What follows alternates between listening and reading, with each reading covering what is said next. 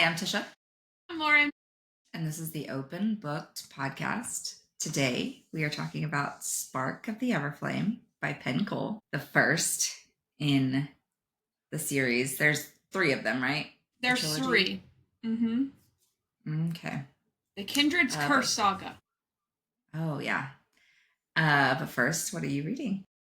So, I went on a tear this week. I read an entire paper book, which is in my free time. That's not usually allowed, but I just decided to do it.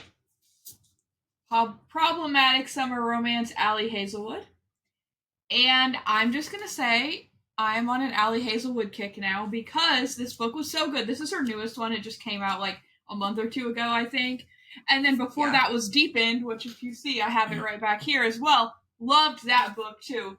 So I think I've decided that I'm obsessed and I'm going to read the rest of the books of hers that I haven't read already, which is about 4. I've read the rest of them, I think. Mm-hmm. And turns out I had them all. So here they are right here. Oops. Right there. So I'm going to try to finish those. But I decided, I finished that book and I finished that book within this book within 24 hours. And I was like, I'm kind of in a slump because they were both really good. And I couldn't start the second book until after we recorded because I would let some sort of cat out of the bag. So I was like, okay, let's just randomly click on some shit on my Kindle. And boy, did I stumble myself into something else. I don't know the name of the series. I sent you a screenshot though, but the first book is, I think, Of Gods and Monsters. A City of Gods and Monsters. It's called The House of Devils series. And it's by Kayla Edwards. It's this cover right here. I don't know if it's going to focus on my screen. Yeah, there you go. Yeah. I've seen it all over Book Talk. I've seen it everywhere, and I saw it on Kindle, and the whole series is included in KU, so I was like, sign me up. It's a huge book, and I read like 25% of it last night. I stayed up way too late. I had my projector going, my little clicker on my Kindle with my little arm all cuddled up, click, click, living the dream. And I'm obsessed. So anyways, that was a really long answer to your question. But so far, so good. I'm going to start the second one as soon as we finish recording to get started for next week because it's a little bit bigger. And the third one is the biggest. Anyways, what are you reading? I'm stalled in atmosphere. I think I'm just going to do the Audible this week. I can't. I might be able to knock out a few chapters this week or today, but really with soccer starting back up and work and life, I just can't read in the evenings right now. I don't know. Yeah. And then I am listening to The Maid, Molly the Maid, #1 by Nita Prose. And I think Molly is autistic because it describes her not being able to like read the room or understand innuendo or jokes, or like she specifically asks people sometimes, are you laughing with me or laughing at me? Aww. So it's a murder mystery, but I haven't figured it out yet. I'm like 25% through, and I don't know if it's just because she's autistic or what, but it's a whole series, so I don't know. Interesting. I've seen the cover. I saw you put that on Goodreads, and I've seen that cover everywhere. Like a couple years ago, I feel like it was really big on Book Talk. Yeah, and so I started listening on Everand, but it was right as everything was changing, and I got kicked out of it. I only got like 2 pages in, and then I got kicked out. So it finally became available on Libby, so I'm listening. Good. And listening to the Inheritance Game series, which rolls into the Grandest Game series. So I've read 1 and 1. Okay. But Keaton's reading them too, so I'm like, I have to wait until he reads it, and then I can read it. I love it. So they're young adult then? Yeah. It's similar to season 4 of You, like really rich people, but kind of murder mystery and just like puzzle games. So it's fun. Yeah, that does sound fun. Okay, you ready to yap? We have a lot to yap about today. Let's get to it. #1, there is a killer at large in our area. Devil's Den State Park is a very popular park.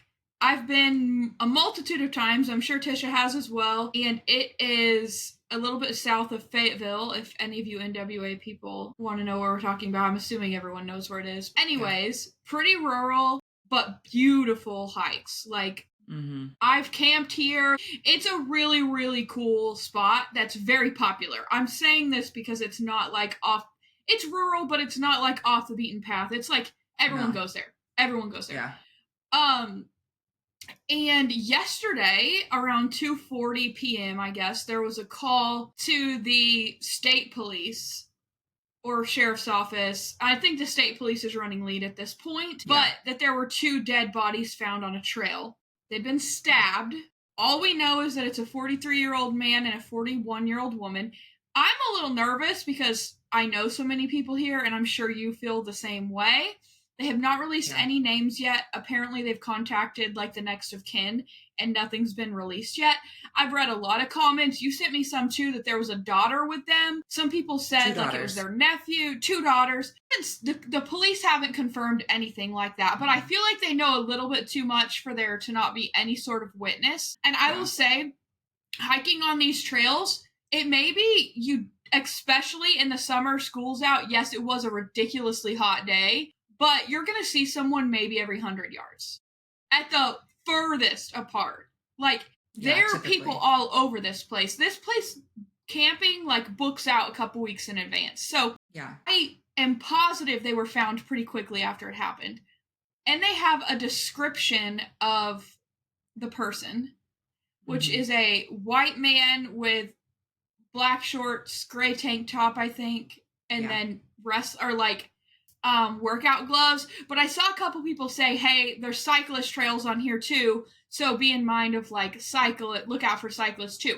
But then they said they have a description of a car that had electrical taped the license plate, which tells me it's intentional. Yeah.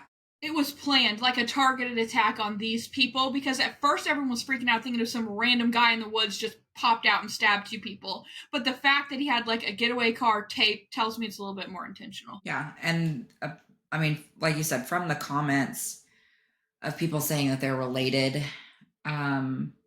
they said they just moved here to be closer to family. Too. So it's so odd that they would be a target of anyone unless they moved here to be closer to family, but they were actually running from something. Like, in my mind, I'm getting Ozark vibes. Yeah. Like, but yeah, very sad that these people have lost their family members, and I just can't imagine what the child or children are going through to see that happen, because the comment of another relative said that the dad got stabbed and the mom ran back to the car with the girls and ran back to try to help him, and the person was still there and got her. So damn. Yeah. 1, why would he linger unless that was his intent? And 2, how were the police contacted? Like you said, somebody go by and see them and contact them? Did the girls find a way to contact the police? There's so many questions, and it's just really scary because it's somewhere that we frequent, and it is very close to home. Yeah. And it's the thing that's getting me is like, I've lived in this vicinity of this area my entire life, and never had someone been sexually assaulted in broad daylight. Has anyone been murdered? Has anyone been kidnapped? Has anything like this ever happened? I mean, my parents, it might have been their dirt road, or it might have been the one next to it, literally 2 weeks ago had a dead body found that had been shot, a 19-year-old kid. Did you hear about that? Gosh.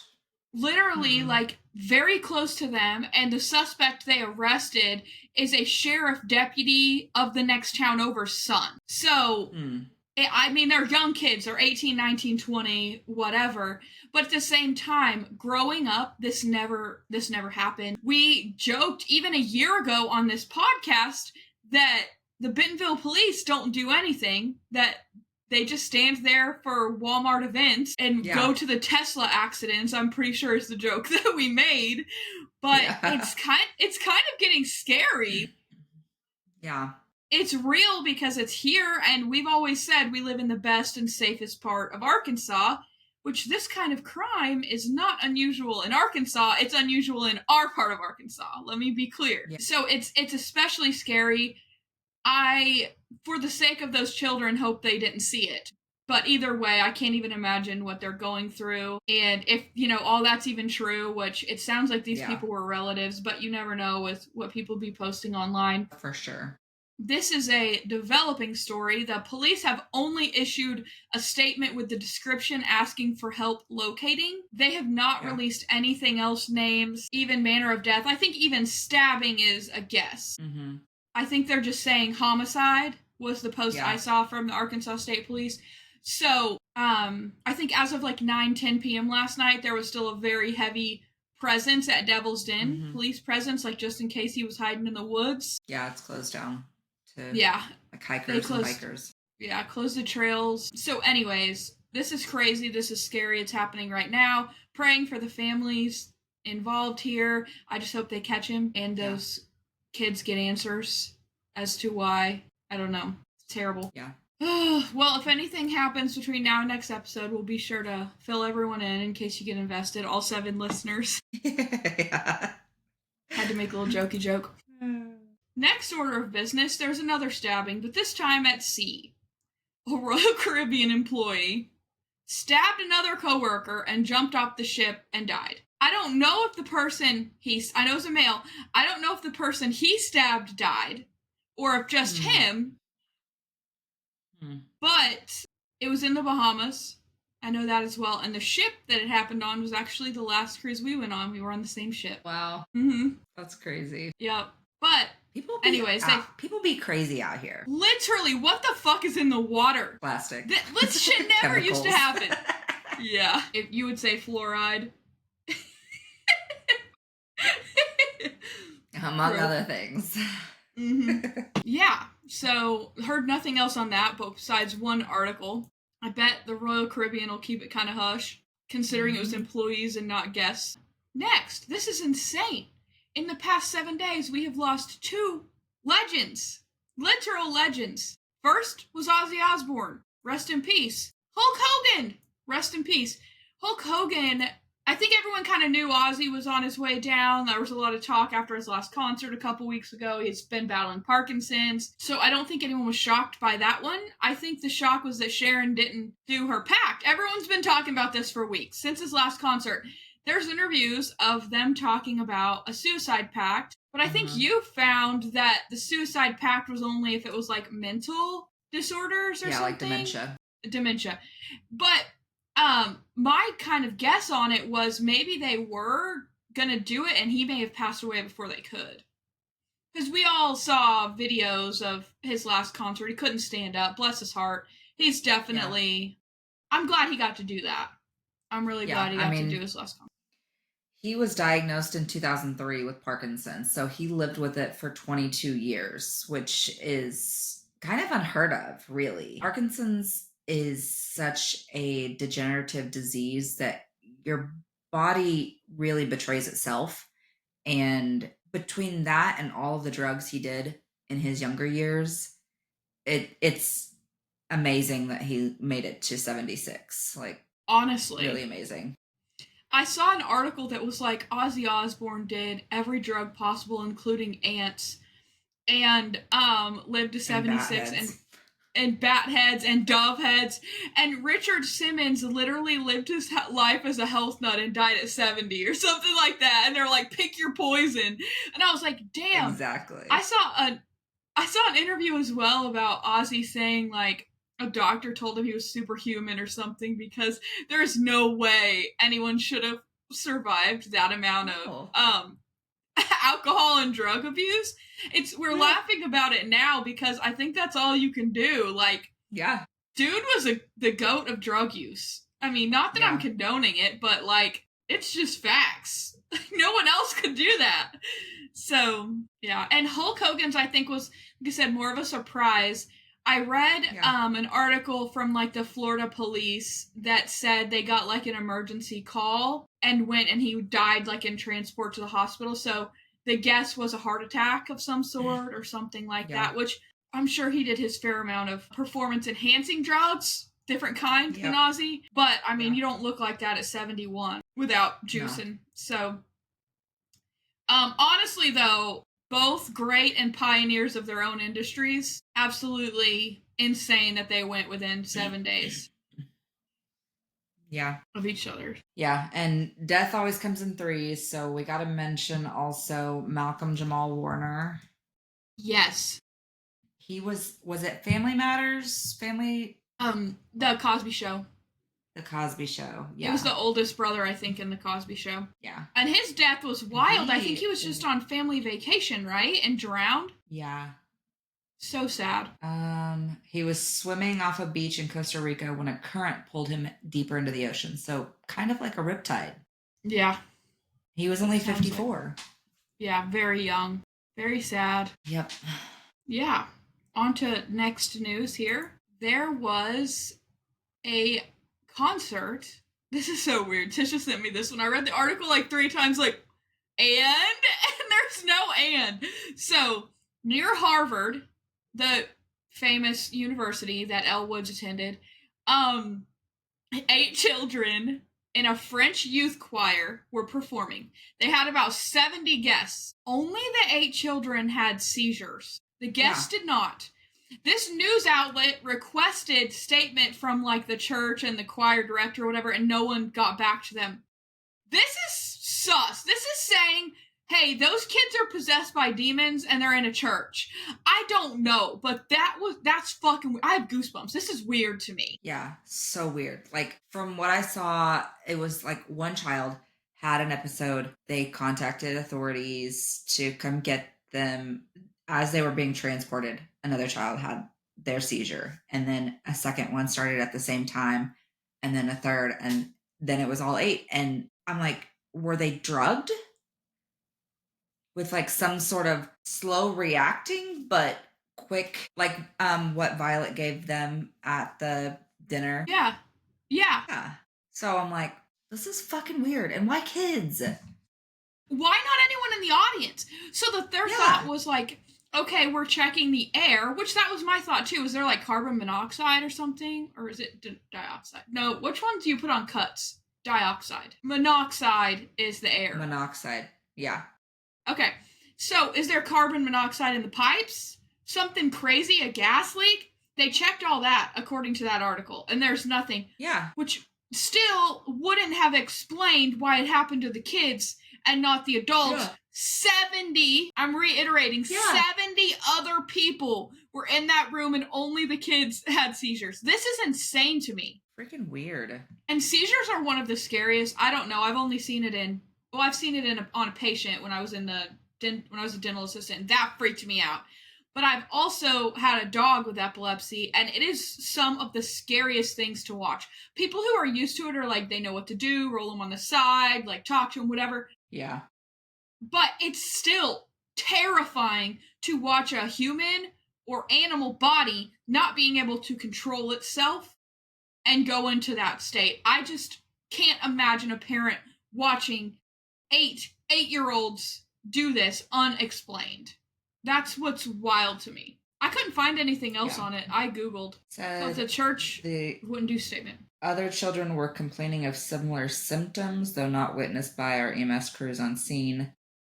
They were non-life-threatening, and the children were transported to nearby hospitals for further evaluation. As of Wednesday morning, all children have been released from the local hospitals with a clean bill of health. Nothing about what caused it. Fucking crazy. Mm-hmm. Yeah. Just wild. Age 8 to 14. So it wasn't just like little kids. It wasn't teens. Like, it was all different ages. Fucking wild. Just wild. Makes no sense to me. Yeah. Or I'm wondering, because these kids are traveling, were they experimenting with drugs? 8-year-olds? 14, yeah. 8-year-olds? Peer pressure, though, man. I mean, the rest of the choir's doing it. Why not? Yeah. Like they accidentally got some bad drugs. Ugh. It's awful. My thought was, is this a special choir that works with people who have epilepsy? Like, that was where my head kind of went. Mm. And then I'm like, but maybe that doesn't make sense either, but that they would all have it at the same time unless, I don't know, do they trigger each other by panic? I don't know. I genuinely don't. Possibly. But I feel like the article would have said if that was the I don't know. case. Yeah, for sure. Anyways, we'll keep you posted if we hear anything else. That's literally all that's out there right now. So it sounds like the choir doesn't want to talk about it, which tells me there's something else going on there. If it was a straightforward explanation, they would have said it. This is kind of a wild story. I can't find much on this either, but a woman who vanished in Death Valley National Park, which is like the desert, like crazy, was found 9 months later. Yeah. Alive. She survived for 9 months. That's unheard of. Good for her. But there's a part of me that's like, is there more to this too? Was she actually there? Like, how do you survive in the desert like that with just like your hiking or camping supplies for 9 months? Someone had to know she was there. I don't know. Yeah, did she do it as like she wanted to run away, but then realized, oh crap, I need to go back? Yeah, she has kids, I think. Who knows? Yeah. I don't know. Why is everything to me a conspiracy theory? Because I don't trust anything the fucking news says. That's why. Literally. Or the government. I don't trust anything unless I see it with my own 2 eyes. It's never ending today. Austin serial killer. There have been people online talking about a possible serial killer in the Austin area for years. I feel like people have been saying this. I've never seen it formally announced that they are on the manhunt for a serial killer. Yeah. They have now confirmed 33 bodies have been found in the water. Why is the Mindhunter team not there? I know Mindhunter isn't real, but I know it's based off of a real team from the FBI. Why are they? I mean, maybe they are, and they're keeping it on the DL, but it's like at this point they need to make a statement to the public. Because if I am living in Austin, I'm freaking out if they aren't making some sort of statement. They need to say like what the victim MO is, or like the whatever is. Okay, she's like Bundy, always side part or middle part, dark hair, skinny. Like, they need to do something. I know that may be giving away too much information and that may make the killer, like, thrive. But I feel like the public needs to know, because right now it's just a bunch of people on the internet. Like, they need some sort of, hey, this is the areas, this is this. Like, just for people to be safe, in my opinion. But what do I know? Yeah. And I mean... Internet sleuths have been watching this and shouting it from the rooftops. I feel like since at least 2021, if not 2020, like, hey, anytime someone is found murdered or goes missing, all I see in the comments is, what about the serial killer in Austin? What about the serial killer in Chicago? What about the serial killer here? And there are people with like maps of where they went missing, where the bodies were found. Like, it is a whole thing. And yet the police are just silent. So are they in on it? Are they just trying to get more information before they put anything out? But like, the public needs to be aware of this. Yeah. Maybe it's a new tactic because like obviously in the 70s and 80s, the serial killers were like had nicknames and they were all over everywhere. All over the newspapers at the time, you know, so like everyone knew everything. And maybe this new tactic is to try to not like put them up on a pedestal because, you know, there's crazies out there. We saw this next topic is Bryan Kohberger. We saw bitches lined up outside the courtroom on his side and people are fucking crazy. So maybe their thought is, okay, there's a lot more resources these days. Maybe if we don't say things out loud, no one can idolize or help them. Yeah. Like, because I could see a crazy bitch hiding these motherfuckers. I could see it. So that's my devil's advocate. Sure. I think that people should know, should we glorify them? Should we put them on a pedestal? Should we give them a fun nickname? No. Do that after do the nickname after they get caught.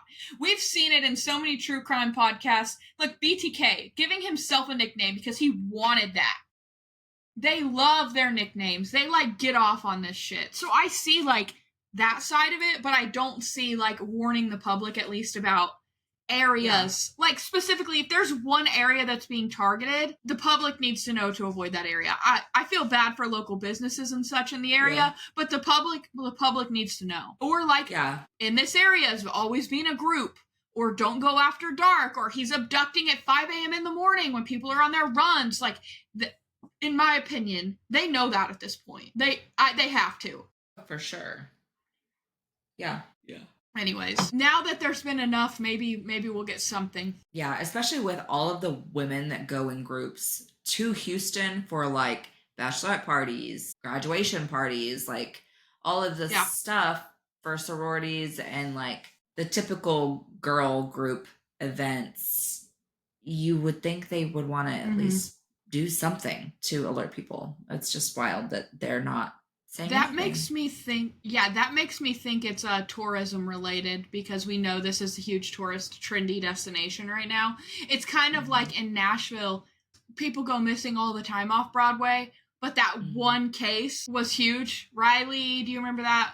Last year, maybe the year before. Yeah. That case was huge. Everywhere, all over everything. And people were saying, guys, this happens all the time. Why is this one case getting all the attention and not the others? And I think it's just to prevent the lack of tourism, because they know that's their main moneymaker. Sucks. Maybe we'll get more now that there's been 33 bodies found in this lake or river or whatever. Bodies of water. Yeah.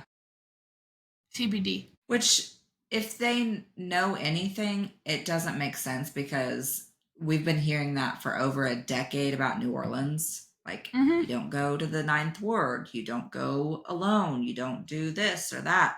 And everybody still fucking flocks there because it's New Orleans. Yep. Like, there are certain destinations. Yeah. New Orleans is just, I think, specifically one destination that even the crime intrigues people. You know what I mean? Yeah. Like, I mean, there's a museum of death there. Vampires. A museum of death.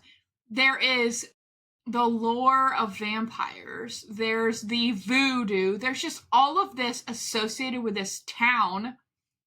And people still go. I mean, it's just, I don't think New Orleans will ever die.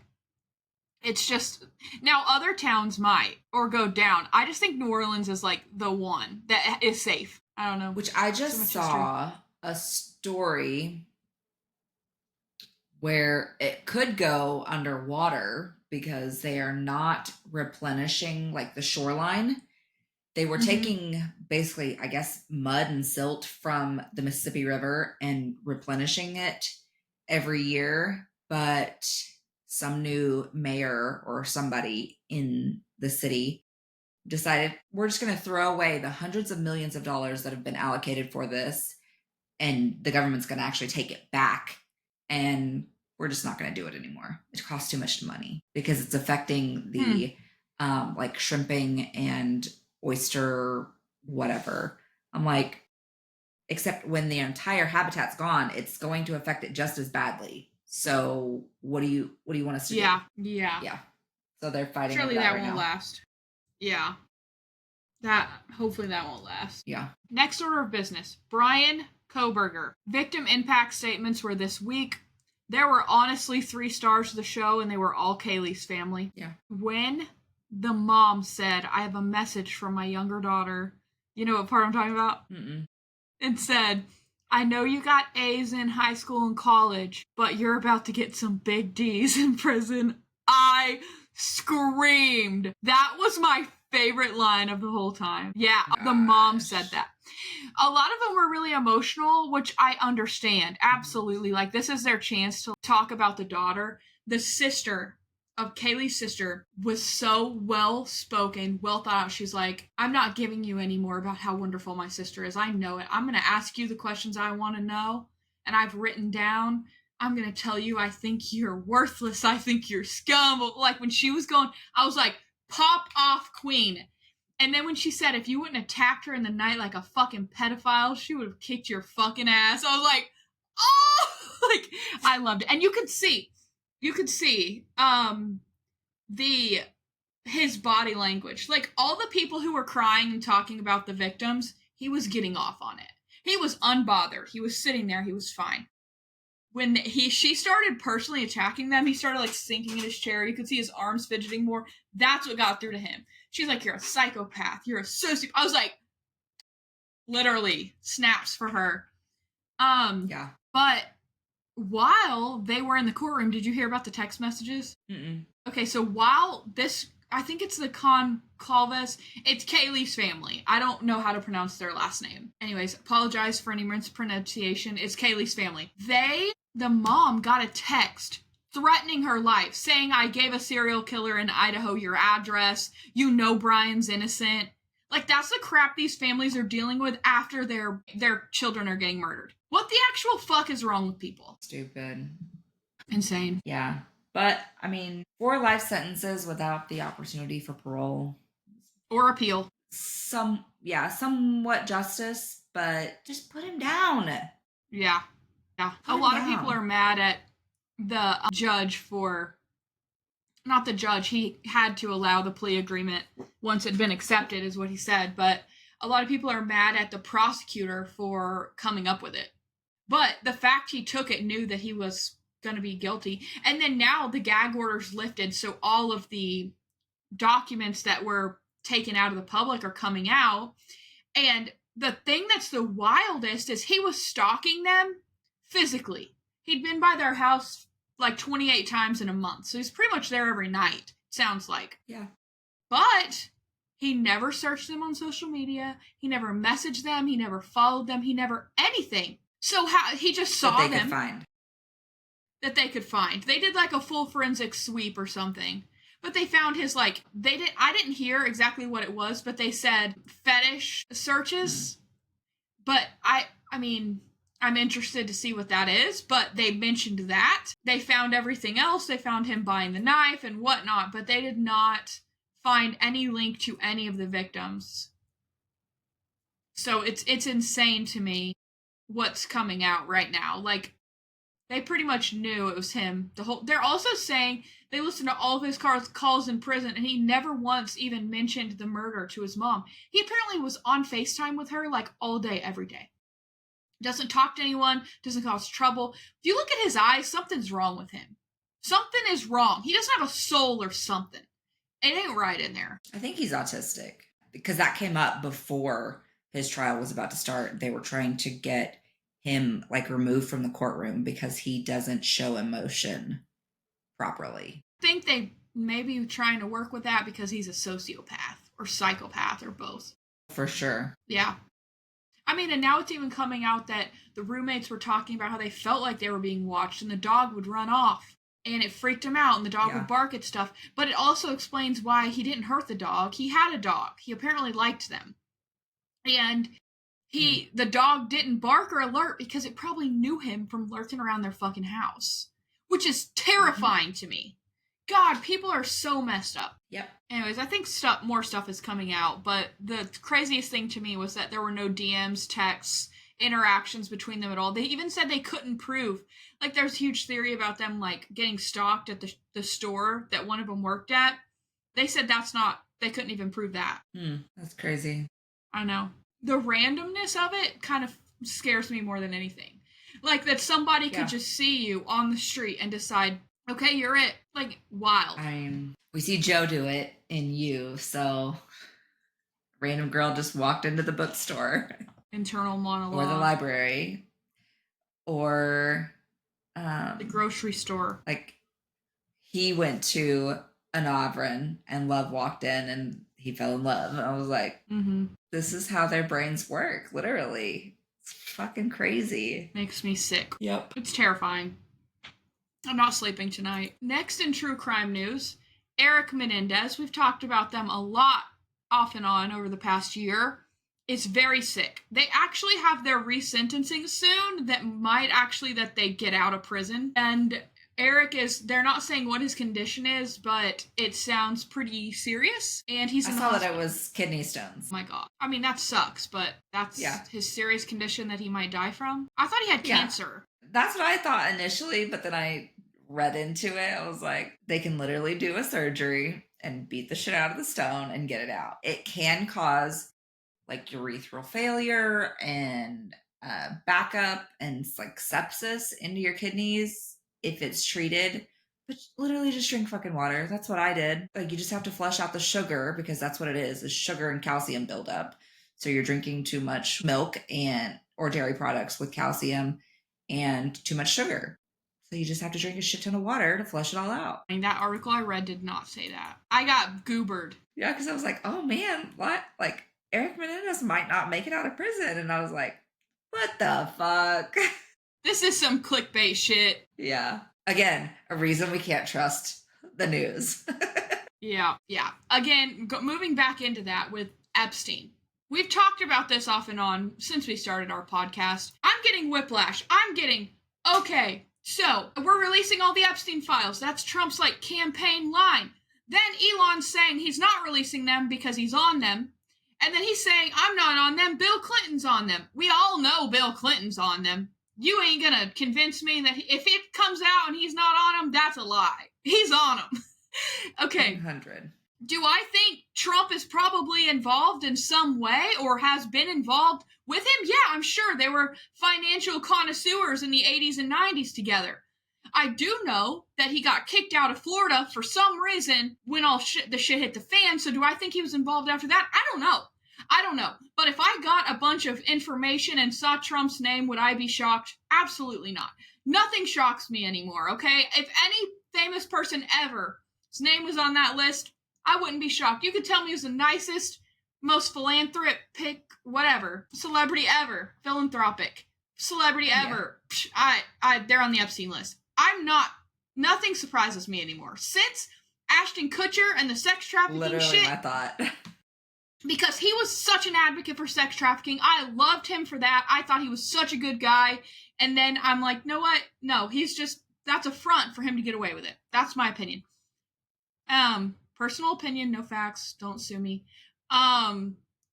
Anyways, so I think, yeah, there's probably a lot of people on this list. Then the Attorney General says, okay, I submitted it to the Department of Justice for release. Judges say, no, you can't release it. Why? Why did the judges turn it down? That's the only department. If it went to like the Supreme Court, which I don't know. If it went to the Supreme Court, that's the only branch who has the power to say nope. And apparently that's what happened. That's what I read. Yeah. Now, do I even know what's true? No. Now Ghislaine Maxwell is like, I'll tell you guys everything. Why the fuck would we believe a word coming out of her fucking mouth? She could be saying whatever the fuck she wants. Oh, 100%. So she met with Trump, gave him all this information, and the DOJ is who she was really meeting with. And when she went back to prison, she was carrying a box of stuff. Like they bribed her into talking by giving her cool stuff in prison? I guess. I don't know. I was like, so you're getting more than probably time taken off of your sentence for telling us information that may or may not be true? Cool. Love our justice system. That's what I'm saying. Why are we not listening to the victims? You know what I mean? Like, there's a lot of victims that have spoken out.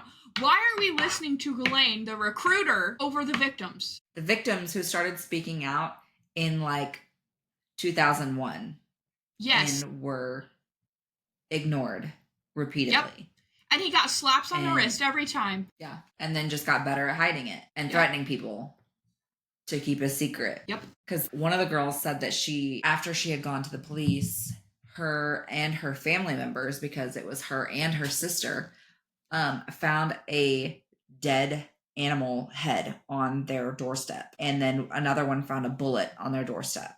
I'm like, tell me that's not witness tampering and like, so fucked up. Yeah. Yeah, it's ridiculous. So I don't even know what's real to even say out loud. Everything I said was articles I saw that I don't even know. So will we ever see the Epstein information? I highly doubt it. And anything we do see at this point, I'm not going to believe because of all the back and forth. Yeah. Somebody's hiding something. I'm going to run through these really quick. There was a lot to cover this week, guys. There's 3 items that are all related to plane incidents. Like, what the actual fuck? Number 1, Southwest, yet again. Southwest flight had to drop altitude 475 feet 6 minutes after taking off without warning. People went flying, hit their heads, like got hurt. They had to maneuver not to collide with another plane. And the captain came on like apologizing, saying like, not a fun day at work or whatever. But apologized, and everyone gave him like claps and stuff because he obviously just saved their life. Yeah. But the fact is that there is no reason, and we're going to talk about it in another almost collision. There is no reason the radar shouldn't have picked these things up. There is something wrong with the systems. There is something wrong at this point in 2025, and people need to fix it. That's my professional opinion here. SkyWest so you want to know my flight. theory on that? What is it? I think the cloud seeding that they're doing for rain is somehow damaging the radar so that it can't pick up those, like, everything. Like, it picks up most things, but there's like a glitch somehow that prevents it from picking up everything. That's a really good theory. I never thought about that. Because it didn't start happening until just the last few years when cloud seeding became so prominent. Yep. There's states that are banning it now. I just saw one state. About fucking time. I don't remember which one it was. Banned it, yeah. Because their hurricanes are getting so bad. Yeah. No, for sure. It's insane. That makes sense too. And we have so much worse tornadoes right now. Like, we've talked about this. My husband likes to make a joke. It's because they put in all the damn roundabouts, because everyone's bitching about the roundabouts. I actually personally, that's his favorite joke ever. I personally love roundabouts. I think they're very effective. We have a lot less accidents by work now, and there's 3 roundabouts that I can see.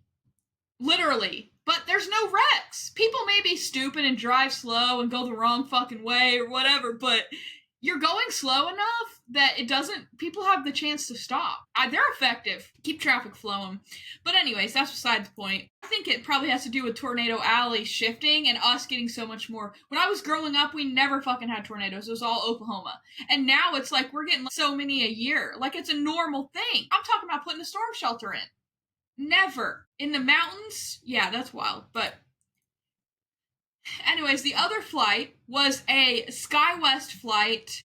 It's somewhere in the North Dakota region. Almost hit a B-52 bomber, a military plane that had done a flyover at some event of some sort. Mm-hmm. How the fuck are they almost hitting not another commercial flight, a B-52 bomber? Okay. I don't know. That's wild. I don't understand it. And then, this happened either yesterday or this morning, an American flight on the runway in Denver about to take off, they had to evacuate the plane because the underneath of it was catching on fire, and there's videos. They have to go out those slides that the water, that you have to do in the water, and people were sliding down them, falling off, hitting their heads. Like, the videos were like, oh, they're like grabbing their bags. I'm like, oh my god, this is all like within a few days. Insane. Welcome to America. I'm getting really nervous about my flight in 32 days across the pond. Yeah. Anyway, should we talk about this book? Yes. Okay. Spark and the Everflame by Penn Cole. The first in the Kindred's Cursed saga. Okay, here we go. In a mortal world colonized by the gods and ruled over by the Descended, their cruel magic-wielding offspring, DM Bellator, yearns to escape the insular life of her poor village. Her mother's sudden disappearance and the discovery of a dangerous secret about her past offer Diem an unexpected opportunity to enter the dark world of the descended royalty and unlock the web of mysteries her mother left behind.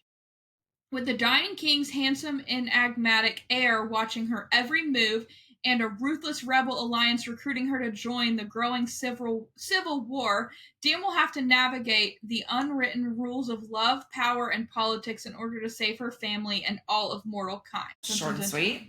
Yeah, not nearly as long and giving as much away as some of the other ones we've read. Okay, first and foremost, did you like it? Yeah. I did too. It took me a while to get into this one, I'll say, though. Like, the first half, I was like, I'm having a hard time following this magic and world building.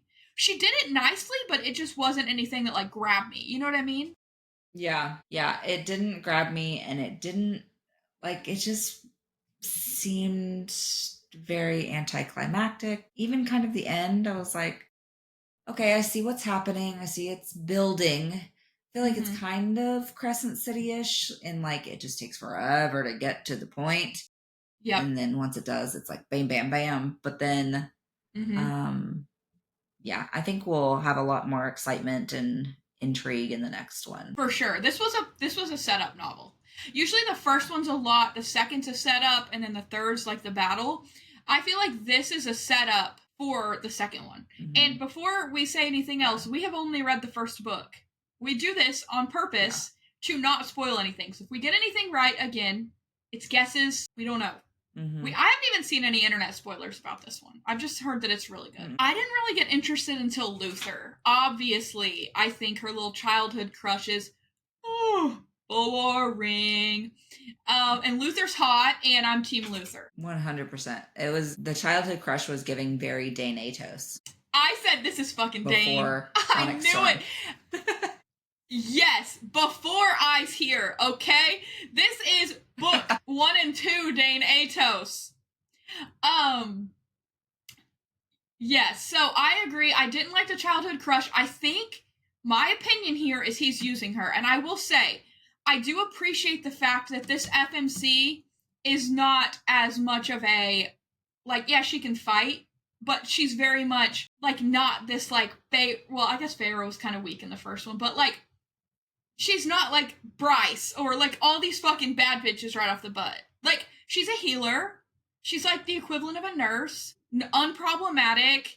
Like, she's got a little sarcasm. She's a little sassy. But she's not like this badass bitch right away, right? Like, you know there's something. You know there's something. In the first chapter, when they talk about her eyes, her hair, like, there's something. Immediately, the whole time was like, she's half and half. I knew she's half and half. I don't think she knew, though. I genuinely don't think she knew. Yeah. And even when he was talking to her, was like, you really believe that, don't you? You really believe that you're mortal. And she's like, What are you talking about? I am mortal. There's a part of me there that was like, oh, she might guess or know. I'm sure she had suspicions, but I genuinely don't think she knew who her father was. And I'm still confused. Is she related to him? That's what I am really scared of. Like, or is it a different king? It sounds like she's a rape baby. Yeah. That's my guess. From, for sure, a descendant, no doubt. Sounded like his dad. His dad, maybe? Who was the king before the uncle? Because that's who her dad is, I think. Unless it was a king of another area. Maybe. But I was surprised that she's the queen at the end. That surprised me. I thought it was going to be Luther and they were going to be together. I still think they're mates. Like he said to his cousin and it cuts off, I think she's my whatever. And like the pull they have on the, like they keep doing the chest thing, they're for sure mates or whatever the equivalent is in this series. Yeah. Yeah. Fated, I also think he's fated. Yeah. Secretly, I think he's a good guy. He's giving guardian. Doesn't agree with his uncle. He's giving the guardian. He is. That's why I like him. Yes. Like he's there kind of to protect her, but also he fucking loves her, whether he likes it or not. Mm-hmm. Yeah, he knows she betrayed him, and I don't think he cares that much. No. I mean, he felt the fucking knife in her boot and just let her go with it. Left it. Yeah. I knew as soon as she said that she had stopped taking the flame route, I knew that that was a mechanism or something to hold her power back. It was to stifle her. So, and I guess I just wasn't listening very well, but like the person that told the descended woman warned her, she is the daughter of the forgotten. So maybe that's the forgotten is like, it's her dad. So it's not his dad. Yeah. So maybe it's like a distant brother or relative. So they're still fucking cousins, but in royalty, they're always inbreeding. Yeah, that not shocked. I wouldn't be bothered if they're cousins. Brother, sister would bother me. But sister fucker. The flame sister fucker. Oh my god. The flame root part. You're cracking up over there. When she went and talked to that lady, and the lady was like, "You have to have 7 or whatever." I was like, "Oh shit!" So they were casually talking about how this flame root stuff, not knowing how hard it is to get, and now it's like, where did her mom get it? That's what I want to know. I also want to know where her mom is. I think her mom is not dead. She's gonna come back. I don't think she's. I don't think the mom's. Yeah, the mom was with a king that died, but that was like years ago, right? But she says that she's like being held in like a prison. I thought that was when she was giving birth to her. No.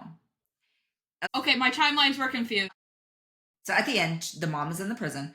She is remembering when the last time this happened, which is the year that she disappeared, she had given birth to her. And then that's when she came back and met the commander and was like, hey, I have this baby. Do you still want to be with me? Or I need to run away. And he's like, no, I'll stay with you. And then she's checking off the days because she's like, last time I lost track of time. I couldn't tell what was day from night and how long I had been here. And it ended up being a year. This time it's been 6 months and like 2 days. She's like, I'm checking off, or I'm making a white line for each sunset. She's in some sort of dungeon somewhere. And I was like, okay, she's still alive. Okay, I completely thought that was an entire flashback. I missed the days thing. I thought the entire thing was when she gave birth to her. Thanks for clearing that up for me, honestly. Yeah. So, and I almost think the commander is the one that put her there to try and like save her because he knows she's alive. He does, and so does Luther. Exactly. They both know. There's a part of me that thinks that they are working together. Yeah. And that would be why the dad freaked out when he found out that she was getting like close to him or whatever. And that Teller's getting close to his sister. Yeah. The dad lost, like his gig's almost up. Yeah. But I think that's why he's about to be sent away back to war, and he'll magically come back with her. He's going to retrieve her. He's not actually going to war or whatever they're doing. I think he's going to retrieve her. Yeah, I agree.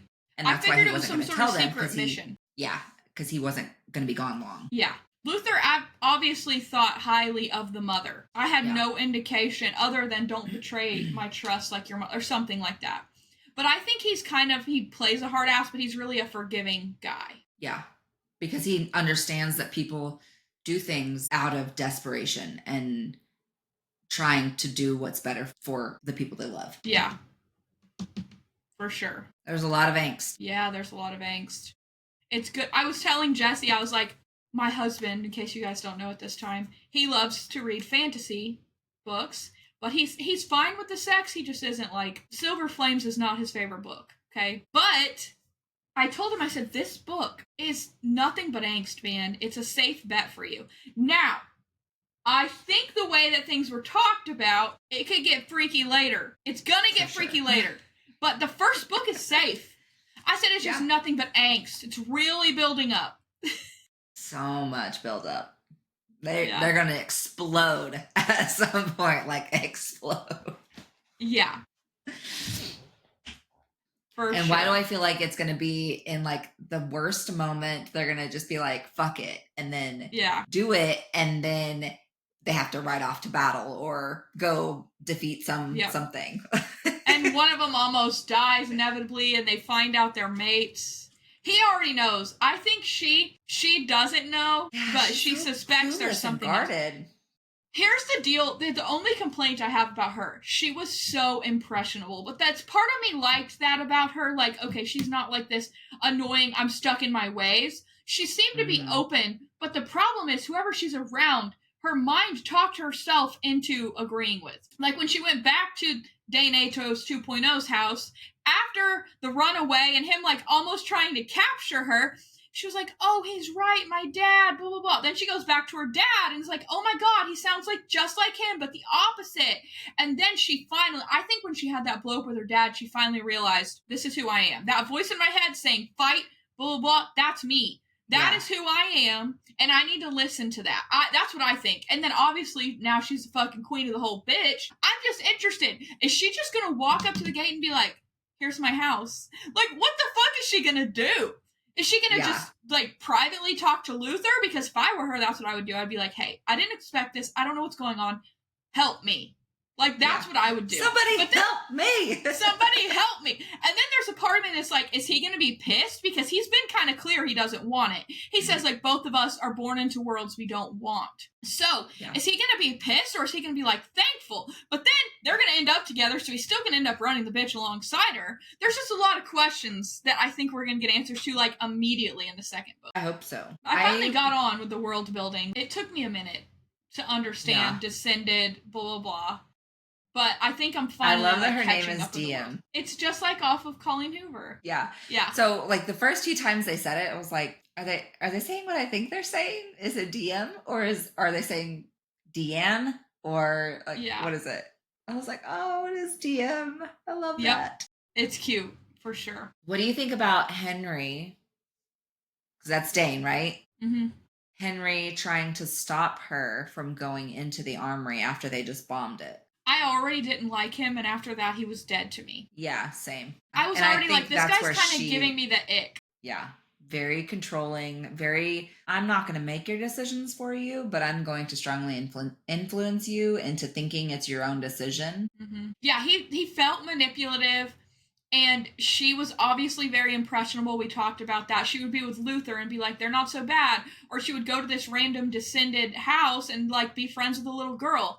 She would save people the same way, no matter what they were. She had a bunch of snark about the descended, but when it came down to her healer's vow, she was very serious about that until she gave those plans. But I think her goal was to please him.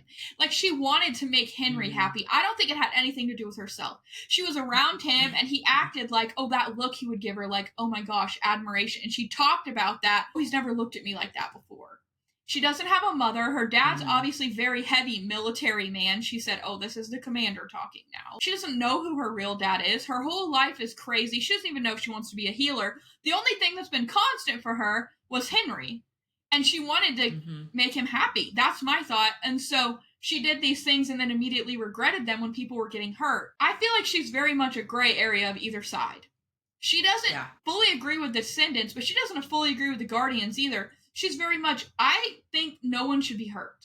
I very much want people protected. What other book did we read that was just like this, where she like doesn't know who she is? Is it Shield of Sparrows or Silver Elite? I feel like a Silver Elite. That's what I'm thinking too. No. I need to reread Shield of Sparrows because it's just so fucking cool. Yeah. I love it. So when she's with the king, Ulthar, and he like comes to, because she touched him, right? She was holding his hand and like saying the last rites to him that she says to people when they're dying, like a healer thing. Yeah.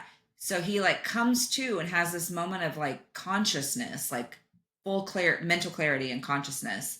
And he's like, I didn't think you'd come back to me. So I took that as he thought she was her mom, but they never said that she looked like her mom. Did they? No, they never said she looked like her mom. But that part of me wondered if they were siblings. Maybe he was seeing a vision of her? Yeah. That part of me made me wonder if they were siblings because he is acting like she maybe does look like her mother. And they didn't intentionally put that in the book. Maybe. They don't talk about her hair or eyes or anything. They don't talk about that. Yeah. And that's why she has access to the flame root, because she's been like stockpiling it for herself and for her daughter all this time. Yeah. Maybe she's like a princess, a cousin, or something undercover. Yeah. Maybe she dyes her hair. Yeah. Like, a la Shield of Sparrows. Yeah. This is good theory. Now I gotta start this book. I know, I'm excited. We're gonna hang up and I'm gonna be like, headphones in. I have a couple errands to run. I'll be listening. I know, we gotta go shop for the boys. Keaton has to get new cleats and Kaylin new school shoes. I just ordered all their school supplies yesterday and probably going to order all of their school clothes today because we don't do shopping in stores. No. I only do shoes because they have to try them on. For sure. Know that they will fit. Clothes, they only wear athleisure wear. It ain't worth it to fight with them over color or size or whatever. Just put it on. Yep. They're going to grow out of it in a year anyways. Like 3 months, if not next week. Because they always, it's magic. It's like, start of school, and then 2 weeks later is Labor Day, so they get a 3-day vacation, and both of them always hit a growth spurt and grow like 2.5 inches, and their pants don't fit them. Classic. Love it. Okay, is that all we got? Yeah. So next week, we will be covering the second in this, Kindred's Curse saga, which is Glow of the Everflame, which I was trying to look at the picture and like what is inside the face outline. It's a castle. And, yeah. So she's going to take over her kingdom and figure out how to rule, I feel like, in this one. The quote on the back, this has to be Luther. Okay, I'm gonna read it. I am your sword. Point me at your enemies and watch them fall. Oh, I fucking love it. That's hot. That is giving Xaden. Giving Xaden, baby! Woo!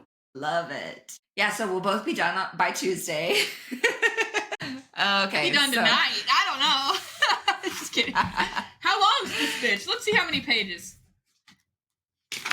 Just for curiosity. I think the first one was only like 400 something. Okay, including the acknowledgments, it's 608. So that'd be a good 10, 12 hours. Yeah. And then this one, just for comparison, it was 401. So 200 pages more. Light work for us. All in a day's work. All in a day's work, literally. All right. So that's all we have for this week. Be sure to go follow our socials and check out our website. In case you've forgotten, we do have a link on the website that gives you free Kindle downloads every day. It changes whatever is free for that day. You can scroll through each category or page and find hundreds of free books to download on Kindle. Love it. So, yeah, we will talk to you guys later. Bye.